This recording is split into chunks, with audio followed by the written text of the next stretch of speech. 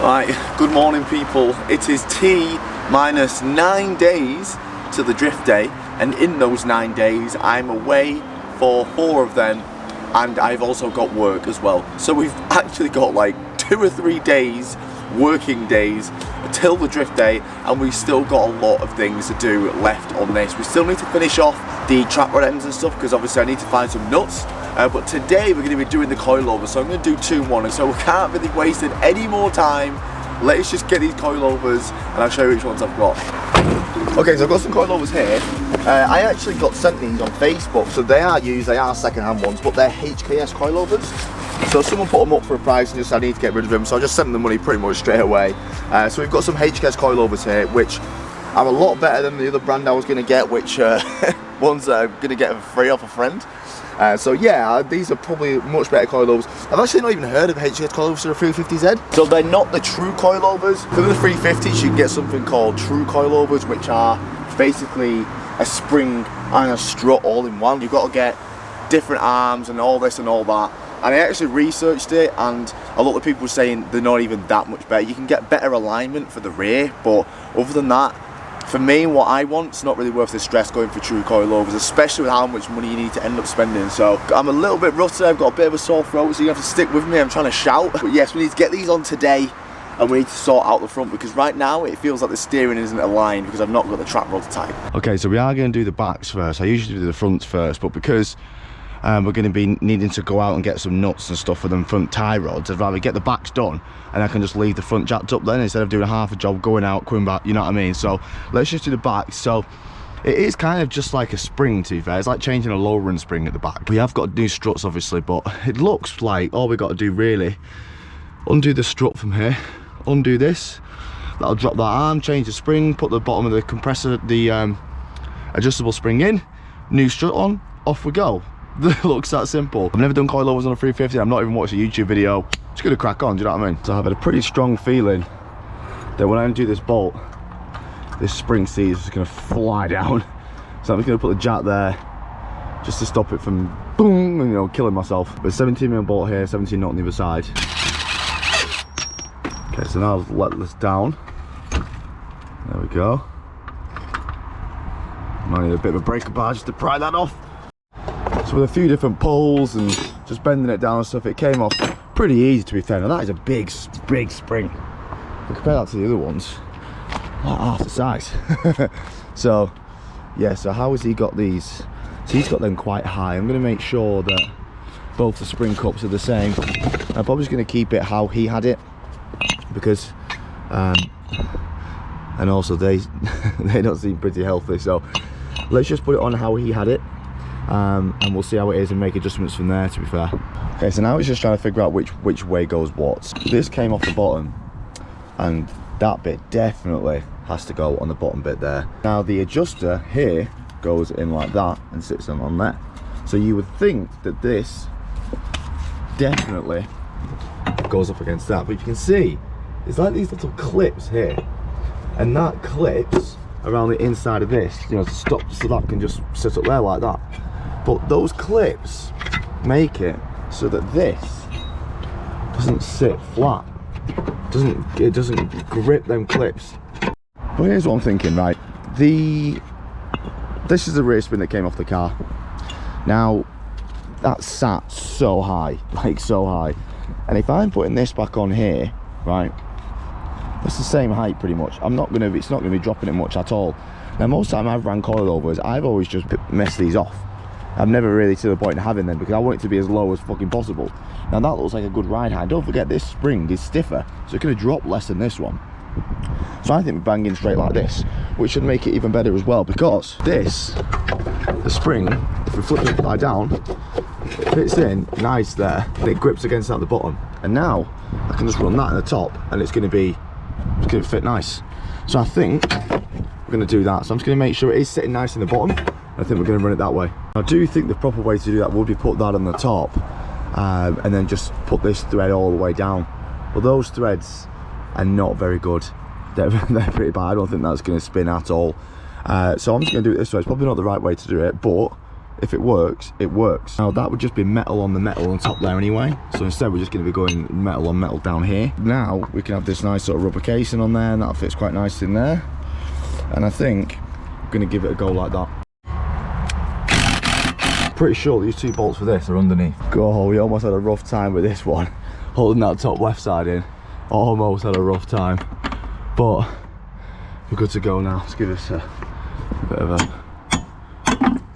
Sorry if I'm a bit miserable today, guys. Don't feel too well, you know. Okay, so once we've got that strut on, get a jack underneath, just jack it up until this is sitting in there. And then the spring is really tight then, you see. And I do want it spicy boy low, do you know what I mean? So, we gotta do what you gotta do, boys.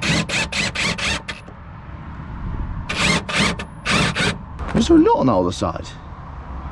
I swear there was a nut on the other side. Where's it gone?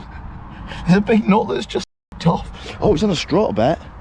Oh no, I'm gonna have to, oh god, I'm gonna have to get some more nuts. There's a captive nut on that, this one isn't. Oh, great, it's a big one as well. Because these Jap cars, they have like fine threads. So it's really hard to find them in bloody hardware shops, because this is the thing, that hardware shops, it's like, you should be specialists at hardwares. Have you got M14 1.25? No, I don't have them. What? You're a hardware shop? No, it's not. Oh, this is the thing. So this is fine and that's not. This country, like EU and that, we rarely use fine threads. So this is, it's always an issue. Trying to find nuts with the Jap cars is just always an issue. Yeah, so this is, I think this is an M12 1.25. Oh, that's so annoying. I'm gonna have to go and just do 2 tricks in one. Get the nuts for the tie rod, to get 2 nuts for this. I've just gone to the fastest shop. I've got a load of these fine bolts. This is an M12 1.25, really fine, and I've got some M14 1.5 and M14 1.25s for the front as well, just in case if it's fine or ultra Japanese annoying fine. So I've got some bolts in so we can continue and put the strut back on. Right, we're going to be skidding on these old tyres on the old race wheels. So I'm going to put them on with this and drop it and make sure it fits on the biggest wheel, and then we know that we're fine going forward. These are 18s and then 19s, but these are wider and they're a lot wider than the 370Z wheels as well. So let's just put these on, see how low it is and make sure it all sits okay. Okay, we're on. Let's see how low it is. Got a really awkward jacking procedure now because it's even lower. I'm going to jack it off the diff onto this jack and then off that jack.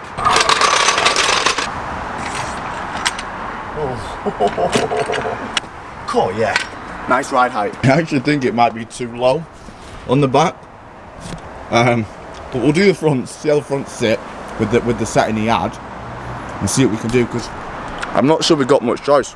Let's just do the fronts. We need to do them tie rods as well, see how it sits, and make adjustments from there. We're going to just do the tie rods and track rods here because that's important. It's in the last episode I did the steering rack spacers, and yeah, we had to basically cut the hell out of these bolts to get them free. So I have got some more nuts here. I'm praying it's the right size, but what I'm going to do, I'm just going to put the steering wheel dead straight and see if anything needs towing out or in. It does need a lining to get it as close as possible so it actually feels like it's a car, you know, not something on ice skates. So this side is still towed in a little bit, so what we're going to do is, once we just put that nut on, we're just going to just give the track rod an extra couple of turns and that should tow it out a little bit more. Okay, perfect. So one of my new bolts threads on, lovely, which I'm happy about, yay. So it was on literally the furthest setting and it's still a bit too far towed in, so I'm going to have to take a little bit more off this track rod. Okay, so I'll take some more of the trap rod and the tie rod threads, but I'm going to crack on with the coilover and stuff now because I'm running out of bloody time, to be fair. Right, the fronts. So we've got a few knots on the top. So we've got one bolt here. We're going to have to undo the brake here, and then hopefully we can just leverage this arm down and pull it through. It doesn't look too difficult, to be fair, but this is a Nissan and it's Japanese and it's rusty, so we'll see. The one piece of advice I can give guys when you're dealing with rusty bolts is just wire brush everything before you try and get it off. Seriously makes a massive difference. Okay, so with the brake thing off the side, bottom bolt here, I'm hoping You know, once we take, so we're gonna have to take this off here to get the bolts underneath. There's 1, 2, but I think the third one's actually underneath there. Yeah, I mean they've got a little hole there, but it doesn't really do anything. You can't get through it. These look like little 12 mils. Okay, now that's tight for a 12 mil. Holy shit! Right, so just that one is for some reason. It's just be really nice. Oh, what's my gun doing? That wasn't even tight. I can just pull it low enough to slide it out either this way. Oh no, I don't think it's gonna go that way. Okay, I've decided to take off this arm because I just don't think there's any way of pulling that out. So now let's pull this bolt out and this arm should drop. Drop the arm and the coilover will come out a lot easier. Okay, there we go. Now I hope that this isn't super high and the back's super low, but if he had it on that other setting, that must be really high on the back if he had those cups in. Just get them on a couple threads and then you can just let go and then gun them down. I do not feel very well. Now what you'll find when you're putting on like lowering springs or coilovers or whatever it is, you'll see that it just doesn't fit right. So like the new things are always shorter, so always have a jack spare. I've just put the space on the front as well, which we need to just give the wheel a little bit more clearance, just so when we're on full lock we're not hitting either side. So if you remember in the last video, that wheel was hitting the inside of the arm, so I was going to put 20mm space on just to push it out even further, and it's going to give it a proper aggressive stance as well, hopefully. So now all I need to do is just quickly do the other side. I don't need to show you because I'm just repeating the same thing. Quickly do that jacket and jacket down, and hopefully it's just as low as the back. Luckily these threads and these coilovers don't actually look too bad, so I can probably just get in here with a hammer and a chisel and just knock them down and just put them down a little bit lower. Okay, we're all on and it's just starting to spit, so good timing. So let's drop it. I've got the 20mm space in the front now as well, so it's pretty flush here, so it should look pretty aggressive. Let's drop it and yeah, see how low it is. I have a feeling we're going to have to drop the fronts a bit more, but we're definitely going to have to drop the fronts a little bit. I mean, it looks sick, let's be honest. That is really tough, but we have got a load of room under there. It just looks low. I think it's worse because the profile of the tyre is so big as well. Like I actually think with like a normal profile size tyre, on the same profile as that, I don't think it would be that low. We have got a little bit of room at the front, so I might just quickly jack at the front and try to drop them coilovers a little bit. But fitment wise, looks really good. The thing is, I don't want to go too low in the front, because what's going to happen then if I'm on full lock and I'm getting a little bit of bounce, it's going to start hitting the arch. So I actually think that ride height, maybe a little bit lower, but that ride height is pretty spot on, to be fair. Okay, so the raining's coming on and off, so I've just come in here and I'm going to try and drop the coilover. So the best thing to do, this is the way I do it. I just get an extension and just use a hammer and just literally just put it in there and then keep knocking it out with a hammer, bang, bang, bang. And then it will loosen up. So they loosen the bottom ring and then they're going to have to loosen the top ring. Hopefully it will. Should be able to. Just the actual threads aren't that bad here, so I'm going to drop it about 1 centimetre on each side. Just drop that, measure it, and then yeah. So yeah guys, I tried dropping the coilover. The driver's side was kind of moving, the passenger side was just not. It was seized beyond belief. So yeah, I'm not sure why I didn't record it on my GoPro. I think I was just I was done by that time. But yeah, in the next video I'm going to be showing you how to unseize coilovers if you can, using, well, one method, which is the only way I think it works. So I love you all, everyone. Drift day is coming up, and yeah, we'll see you in the next one.